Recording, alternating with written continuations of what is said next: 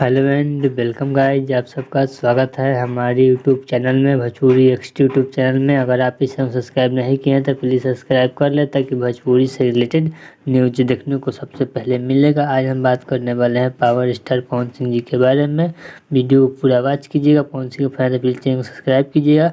कुछ देर पहले power star Pawan Singh के राइटर आशुतोष तिवारी ने फेसबुक के माध्यम से पोस्ट करके बताया कि पवन भैया के लिए कुछ ले आया जाए। कमेंट में बताइए, तो कमेंट में काफ़ी ज़्यादा पवन सिंह के फैन ने कमेंट किया कि ये सोचना क्या है, लाइए जल्दी ही लाइए। तो मैं भी चाहता हूँ कि पवन सिंह का गाना है आशुतोष तिवारी का लिखा हुआ, अगला साल आशुतोष तिवारी के काफ़ी ज़्यादा पवन सिंह गाना गाए तो वो सब गाना सुपर डुपर हिट हुआ।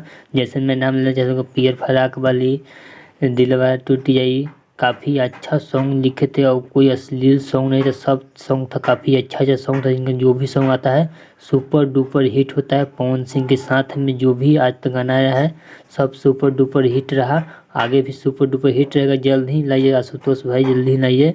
चलिए मिलते हैं एक और न्यू अपडेट में।